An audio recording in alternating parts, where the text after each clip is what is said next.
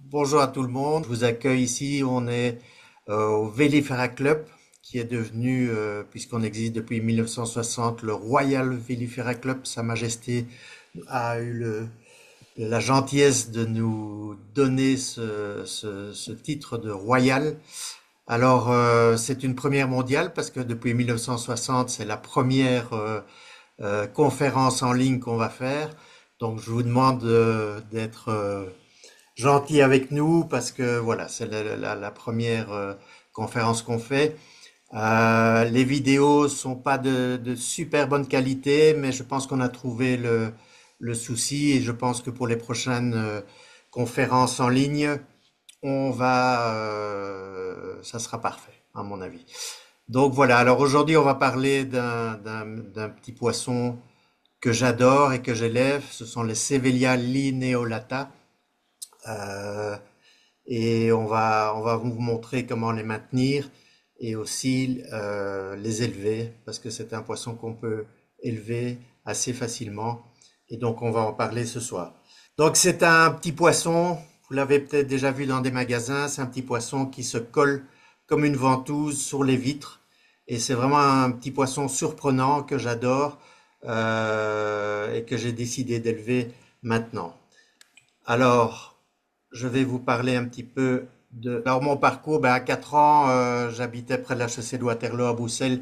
Il n'y avait pas de magasin de jouets, donc ma maman, elle m'a amené dans un magasin d'aquarium avec un vieux monsieur à l'époque, puisque je suis né en 1960, avec une casquette et un vieux tablier gris.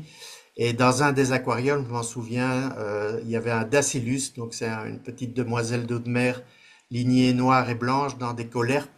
Et cette image-là m'est restée. C'est là que j'ai attrapé le virus des poissons et des aquariums. Alors après, j'ai demandé mes premiers poissons rouges. Bon, pas aussi gros que celui-là, mais j'en avais.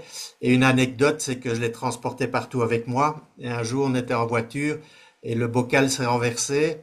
Et ma maman voulait sauver les poissons, donc elle a mis de l'eau gazeuse dans l'aquarium. Et ça n'a pas duré longtemps. J'ai pleuré très longtemps parce que j'ai perdu mes poissons rouges. Alors, après, j'ai eu ma communion, j'ai demandé mon premier aquarium avec des filtres exotiques, etc. Et puis en 1975, ça fait déjà pas mal d'années, je suis devenu membre du club Le Vélifera, qui était à Woluwe dans les cabanes du, je sais plus comment ça s'appelait.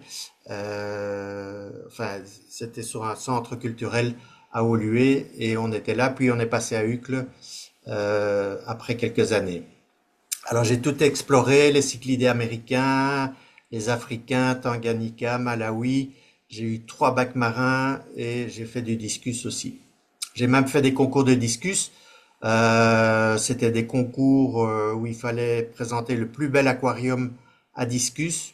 Et sur 50 aquariums à peu près, j'ai été troisième et quatrième. Ça, c'était pas mal, j'étais assez fier. Puis j'ai été un passionné de récifal, ça c'est mon aquarium. J'ai adoré, c'est un monde merveilleux. Et d'ailleurs, j'en ai fait ma profession pendant un certain temps, puisque j'ai eu un aquarium, un magasin de récifal uniquement coraux et poissons marins pendant quelques années. Maintenant, je me suis calmé et j'élève seulement des crevettes, des caridina, des néocaridina. Et alors, je me suis concentré sur les Sevelia lineolata. Donc, c'est un peu plus calme, ça demande un peu moins de filtres et tout ça que le marin, évidemment. Alors, leur habitat, eh bien, ils habitent dans des rivières très rocheuses avec des forts courants dans le delta du Mekong et du Sekong. Et c'est un poisson qui est en voie de disparition parce qu'il y a beaucoup de barrages qui se mettent et de travaux et de construction. Et donc ce petit poisson est en voie de disparition dans la nature. Alors la taxonomie, bon, c'est un peu compliqué pour moi, mais c'est de la famille des Gastromysontidés. C'est le genre Sevelia et l'espèce Lineolata. Donc sa durée de vie est de 2 à 3 ans et sa taille peut aller jusqu'à 8 cm et comme on voit, il vient d'Asie. Donc on l'appelle aussi la petite cloche des collines, Illstream Loach en anglais. Alors, il y a 14 sous-espèces répertoriées. Vous avez les noms ici. Qu'est-ce qui change? C'est surtout le dessin sur le corps, mais la couleur dans cette espèce-là reste quasiment la même, mais vous en avez, voilà, et c'est pas toujours facile de voir quelle est la différence, mais il y a 14 sous-espèces. Alors, la couleur peut changer, et je pense que c'est quand il frais aussi, ils peuvent passer du gris au brun. J'ai remarqué ça dans mon aquarium aussi. Mais je pense que c'est quand ils sont un peu excités et qu'ils veulent pondre. Alors, il ne faut pas les confondre dans la même famille avec les gastromysons. Alors, vous voyez le t-shirt, ici il y a 36 sous-espèces de gastromysons. Et c'est un très beau poisson aussi, qui n'était pas reproduit comme les Lineolata, mais j'ai vu maintenant en Thaïlande qu'ils commencent à les reproduire. Et ils ont créé, alors je ne sais pas si c'est de l'hybridation ou c'est des poissons originaux, mais il y a des chouettes couleurs. Ils sont plus grands que les Sévélias, mais vous voyez, il y a des couleurs qui commencent à sortir. Alors les Asiatiques sont très forts pour hybrider ou par l'alimentation pousser un petit peu les couleurs. Mais voilà, ça c'est un genre que je reproduis pas encore pour l'instant, mais qui est apparemment, il est possible de les reproduire. Alors la différence chez les Sévélias entre le mâle et la femelle, c'est que le mâle a une tête beaucoup plus rectangulaire que la femelle qui a une tête beaucoup plus ronde. Donc il y a vraiment comme une pyramide chez les mâles et chez les femelles, vous voyez, c'est beaucoup plus rond et on les différencie comme ça. Qu'est-ce qui différencie aussi les mâles? C'est la nageoire pectorale sur laquelle il y a des canestrini, c'est-à-dire c'est des petits renforts qui permettent au mâle de rester scotché dans les courants et c'est plutôt un organe aérodynamique, de même que ces tuyaux, vous voyez, il n'y a que les mâles qui ont ça, il y a deux trous dans lesquels l'eau s'infiltre et qui parvient et qui permet aux poissons de rester collés dans les courants très très forts. Ça, on ne voit que chez les mâles. Alors, pour les reproduire, eh bien, ils doivent être assez matures, c'est-à-dire que quand vous les achetez, il faut attendre 6 mois, 1 an avant qu'ils soient adultes et qu'ils commencent à se reproduire. Alors, ça se reproduit en pleine eau.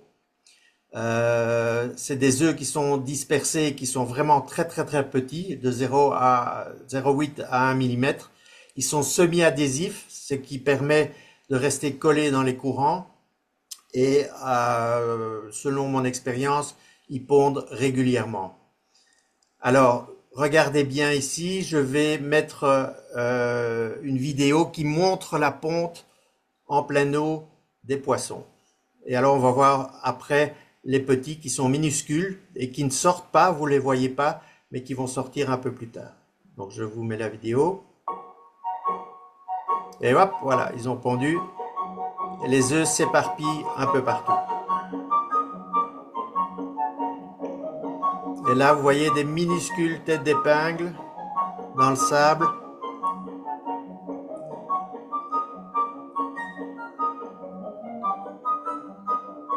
Et ils commencent à grandir.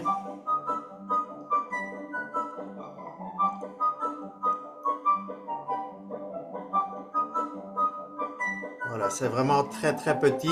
Et en général, ils restent dans les pierres et vous ne les voyez que à un moment donné. Ils ne sortent que quand ils ont déjà la couleur noire. Donc quand ils sont transparents comme ça, moi j'en ai jamais vu. Ça se cache dans les pierres.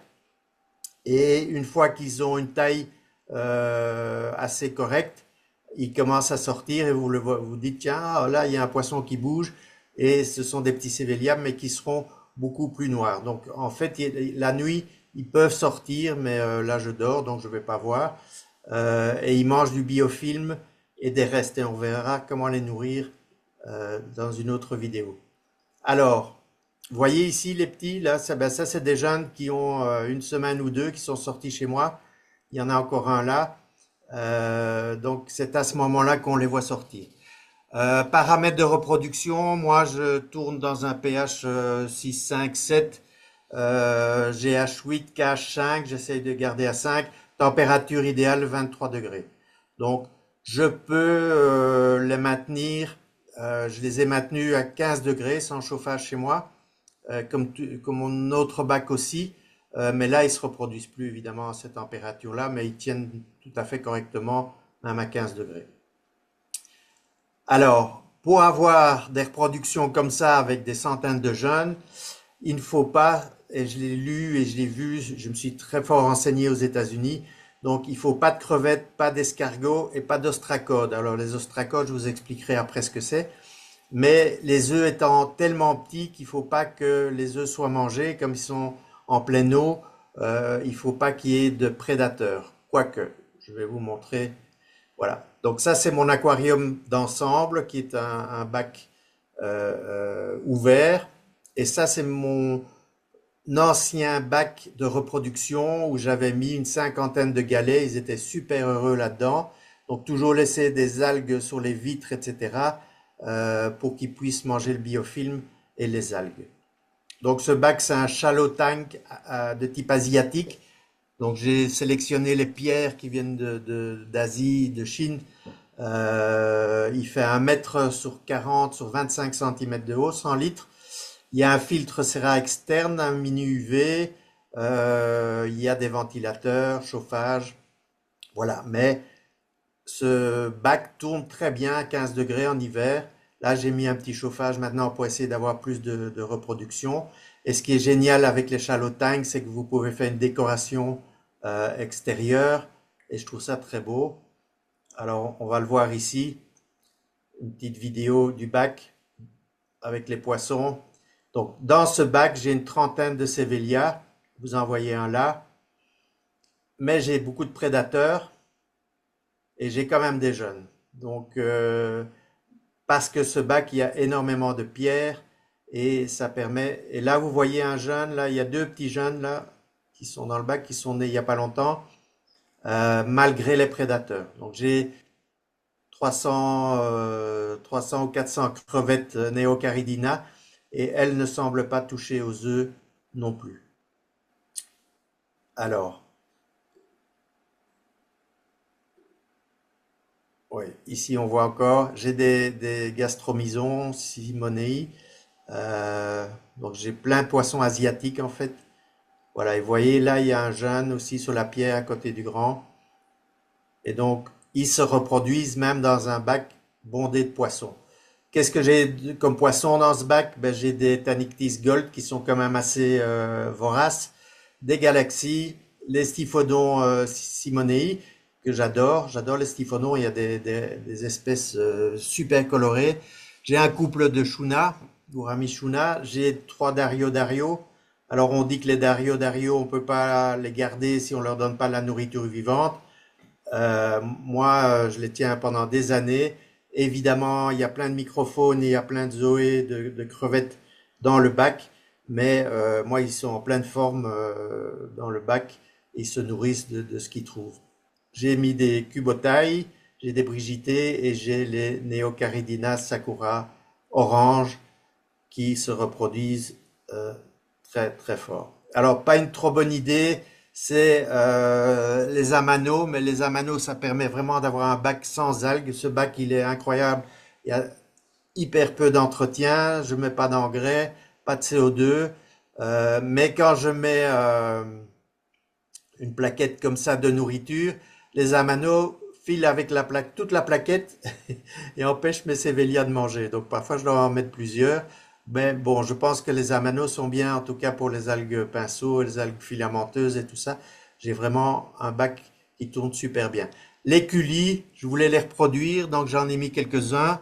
Je les vois jamais, mais je sais qu'ils sont là parce que quand je soulève les pierres, je les vois. Et les culis, ils doivent manger des œufs. Ça, c'est peut-être pas la meilleure idée parce que ils vivent dans les pierres et comme les œufs tombent dans les pierres, je pense qu'ils doivent manger pas mal d'œufs et c'est pour ça que j'ai en général une vingtaine de jeunes par an dans ce bac d'ensemble avec tous ces prédateurs. Alors, mon bac de repro, vous le voyez, plein d'algues.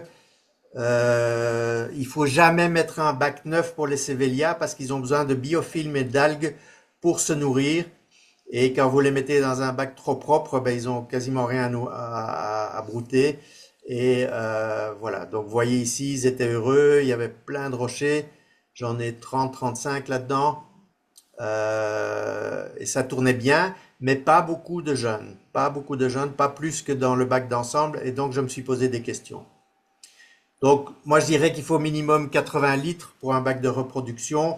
Faut pas trop petit, mais c'est pas nécessaire d'avoir un bac trop grand parce qu'ils vivent en banc. Il faut une eau très oxygénée, donc il faut des exhausteurs. Et j'ai même dans mon bac d'ensemble une pompe à air pour que ça soit bien oxygéné parce qu'il est assez grand. Filtration sous exhausteur aux mini-pompes, ça on va voir. Donc, comme ils vivent dans des courants très forts, dans des rivières, j'avais mis une pompe mini-patte de 400 litres dans un bac de 80 centimètres, ça bougeait bien, etc. Mais après réflexion, je me suis dit que cette pompe devait absorber les œufs dans les mousses, même si c'est des mousses pour crevettes qui empêchent les bébés crevettes d'être aspirés. Je me suis dit, il doit y avoir quand même toute une série d'œufs qui sont aspirés par la puissance de la pompe. Et donc, j'ai remplacé cette pompe mini-patte par des filtres avec exhausteur à air que j'ai trouvé en Allemagne. Donc, vous voyez, j'en ai installé deux pour que je puisse nettoyer les mousses un à la fois pour garder mes bactéries et garder un bac en pleine forme. Et donc, je pense que ça va me permettre d'avoir plus de jeunes. En été, il fait très chaud parfois à l'endroit où sont les bacs. Donc, je mets des ventilateurs, mais de temps en temps, je mets un oxydator. C'est des mini-oxydators, ça coûte pas cher et ça oxygène très très fort l'eau. Donc, c'est pas mal. Température, donc on peut les garder entre 15 et, à mon avis, 26 degrés. L'idéal, c'est 23 degrés. J'ai acheté un thermomètre Aquael qui faisait night and day, mais j'ai jamais vu de différence. Je sais pas le régler, je sais pas très bien, mais voilà. Mais c'est l'idéal, c'est de diminuer de quelques degrés pendant la nuit. Mais je pense que ça diminue tellement lentement qu'on voit pas trop la différence. Des LED, il faut pas des super puissantes, mais il faut qu'il y ait des algues. Et là, j'ai un petit LED d'Underlay qui marche très bien, qui, vous avez vu, produit des algues. Et donc, c'est tout à fait suffisant. Et donc, ce bac maintenant tourne avec une pompe de 4 watts assez puissante, une pompe à air pour les exhausteurs et une lampe et le chauffage, et c'est tout. Filtration, il supporte pas les nitrates. Donc, j'ai trouvé un système, c'est de mettre des plantes anti-nitrates, des Najas guadalupensis, qu'on appelle aussi goupilgrass. C'est une algue flottante, mais j'ai zéro nitrate avec ça. Ça me permet vraiment d'avoir des constantes favorables pour les Sévélias. Changement d'eau, moi je fais 30% toutes les semaines. Certains font 50% par semaine. Peut-être que ça pousse un peu la ponte parce que il y a des gros changements d'eau. Voilà. Bon, moi je fais 30% et je vais vous montrer que les pontes commencent à vraiment augmenter maintenant dans mon bac. Donc ils sont grégaires, ils vivent en bande et en grand nombre. Donc, n'hésitez pas à en avoir beaucoup parce que ils adorent ça. Ils adorent jouer, ils adorent. Voilà, si vous mettez un Sévélia seul dans un bac, il va être totalement malheureux. Il va survivre, mais c'est pas son mode de vie. C'est vraiment des dizaines de Sévélias ensemble. Donc, si vous ne voulez pas faire de la reproduction ou si vous voulez le mettre dans un bac d'ensemble, il faut minimum 3 ou 5 individus, sinon ils vont pas être heureux. Ils sont assez craintifs, donc dès que vous ouvrez la porte, ils vont tous se cacher, mais à la longue, ils ont de moins en moins peur. Alors, j'ai une remarque. Claude a demandé de démarrer votre vidéo. Je sais pas. Ok. Alors, donc assez craintif, diurne mais aussi nocturne. Donc, moi je les vois, ils bougent beaucoup la journée, mais la nuit aussi. Parfois, je mets quand les lumières sont éteintes de la nourriture et tout de suite ils vont la manger. Territoriaux entre eux, mais tout à fait sans danger pour les autres poissons, ni pour les crevettes, les zoés, les escargots. Donc ils touchent à rien. Euh, c'est vraiment un poisson paisible. Alors ils se bagarrent un peu, mais comme je vais vous le montrer, ils savent pas se blesser, mais ils se courent après, ils jouent. C'est vraiment voilà, plutôt joueurs. Et pour la reproduction, il faut vraiment avoir 10, 15, 20 poissons. Ils ne sortent pas des bacs. J'ai deux bacs ouverts, j'ai pas de vitre au-dessus et j'en ai jamais un qui est sorti du bac. Ça, c'est pas mal non plus. Leur comportement, euh, j'ai fabriqué un hôtel comme on peut faire pour les plécos. Vous voyez ici avec des ardoises que j'ai trouvées sur un site Oreca et des cornières en plastique noir et du silicone noir. Et je leur ai fait un petit hôtel que j'ai mis dans le bac de repro. Et ils adorent ça, ils n'arrêtent pas de passer d'un étage à l'autre. Et ça, c'est vraiment bien dans un bac de repro. Alors, le nouveau bac que j'ai fait, j'ai couvert le sol de petits galets de 1 à 2 cm de diamètre qui va permettre aux œufs de tomber dedans et d'être protégés et de pouvoir éclore dans les graviers. J'ai mis aussi des gros galets, comme ça ils adorent parce qu'ils vont aller brouter les algues et le biofilm qui sont sur les gros galets, mais j'en ai mis beaucoup moins que dans le bac précédent, enfin la version précédente de mon bac, parce que quand je vais à des bourses et que je dois essayer d'attraper ces poissons, c'est l'enfer. Et donc j'avais 50 galets à enlever. Là, j'ai vraiment diminué pour que je puisse les attraper plus facilement.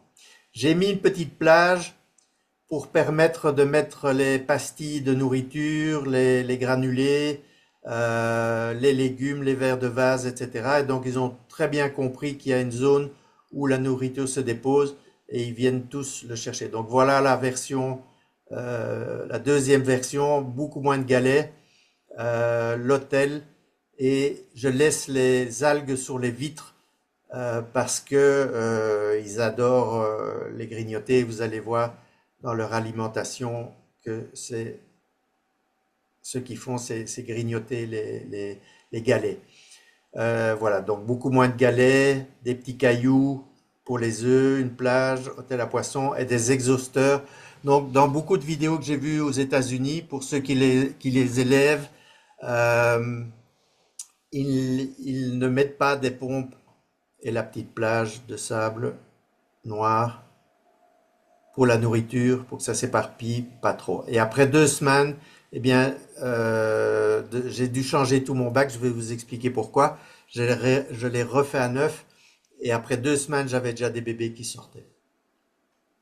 Alors, la nourriture, ils sont omnivores. Donc, moi, j'utilise beaucoup de nourriture de chez Bassler.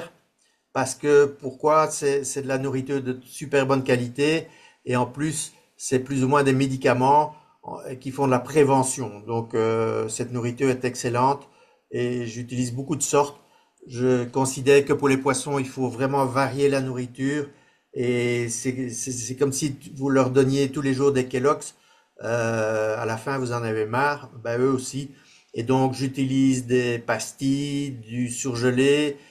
On peut faire une recette de nourriture congelée avec des scampi, des petits pois, des épinards, du agar-agar, des vitamines, etc. Ça, c'est possible, j'en ai fait. Ils aiment beaucoup les bug bites, les, les nourritures à base d'insectes. Aux États-Unis, il y en a un qui a 300 jeunes en un an et il les nourrit exclusivement avec ça. Spiruline, apparemment, ça pousse à la ponte. Alors, je mets aussi des bactéries pour crevettes, Bacterae, ceux qui ont des crevettes connaissent, parce que ça crée du biofilm sur les pierres et qu'ils adorent ça. Je mets aussi des poudres pour crevettes parce que les tout petits, les bébés, il faut qu'ils aient de la nourriture dans les cailloux et donc je mets des paillettes et ce type de nourriture-là aussi pour qu'ils aient à manger et je leur donne la nourriture vivante. Donc les vers de vase, ils adorent, les tubifex et tout ça, ils adorent. Alors, pourquoi ils se battent pas et pourquoi quand ils se battent, ils se blessent pas? Parce que leur bouche est en dessous. Et en fait, vous voyez qu'ils ont des espèces de petits ergots cartilagineux qui leur permettent de gratter vraiment les pierres et de prendre le biofilm et les algues. Donc, c'est des espèces de barbillons. Et donc, eux, ils vont vraiment gratter le substrat.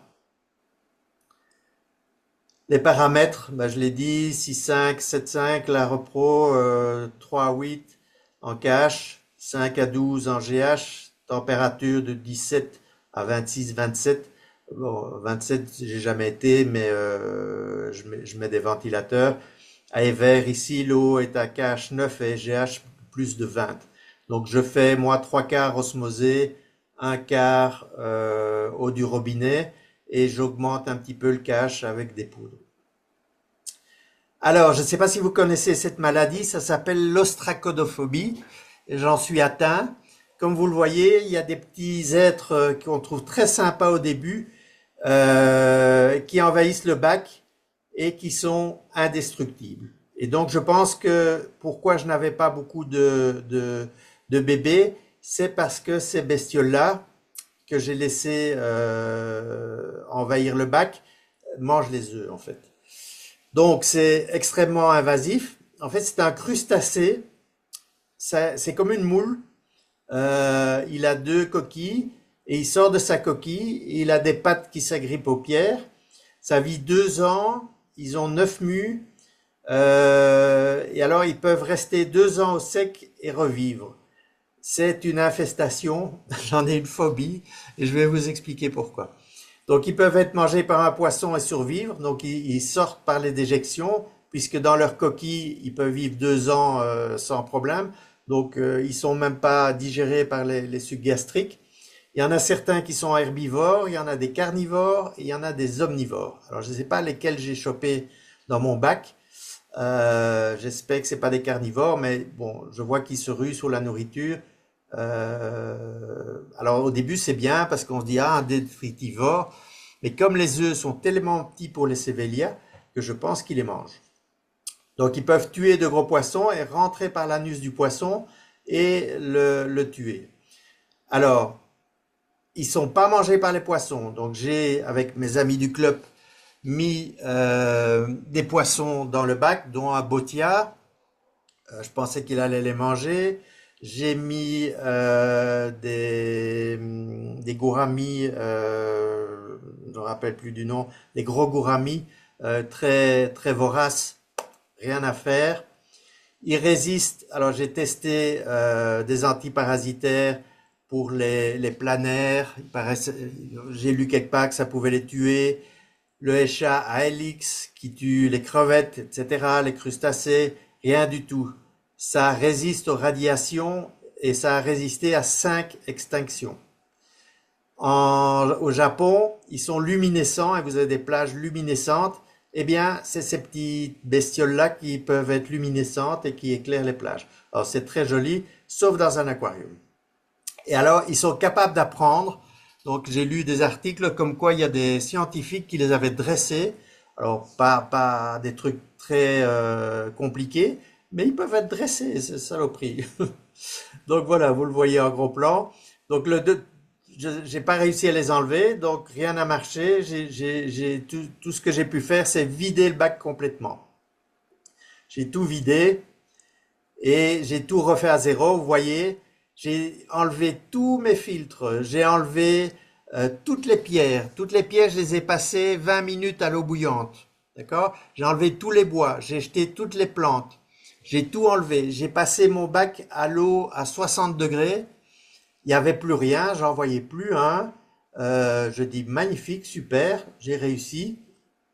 Eh bien, une demi-heure après, j'ai vu dans l'eau à 60 degrés, de nouveau, ils se trimbalaient avec une eau, je savais même pas mettre ma main dedans, et eux, sans problème, ils se trimbalaient dedans. Alors, je sais pas s'il y a quelqu'un ici qui a déjà eu ces bestioles dans son aquarium, mais j'ai lu que c'est indestructible, même en aquarium. Donc, j'ai rebouilli une deuxième fois, etc. Mais en fait, je me suis aperçu qu'ils pondent leurs œufs au-dessus du bac, dans les tuyaux des pompes, et j'ai un pondoir sur le côté. Et une fois que j'ai remis de la nouvelle eau, ils sont tombés et ils ont recolonisé le bac. Donc j'ai de nouveau tout nettoyé, tout désinfecté, tout retiré. J'ai remis des nouveaux filtres et tout ça. Euh, donc ils peuvent résister à des températures en dessous de 0 degré. Et je pense, je sais pas, ça fait plus de 50 ans que j'ai des aquariums, j'ai jamais eu ces bestioles. Je pense que c'est venu de pastilles de nourriture artisanale que j'avais achetées à Vivarium, parce que de ces pastilles, heureusement que j'avais laissé dans la boîte, sont sortis tous des cloportes, enfin des coléoptères, des petits coléoptères, des centaines, et je suppose que ils ont dû rester au sec dans les pastilles et que quand je les ai mises dans l'eau, ils ont éclos. J'en sais rien.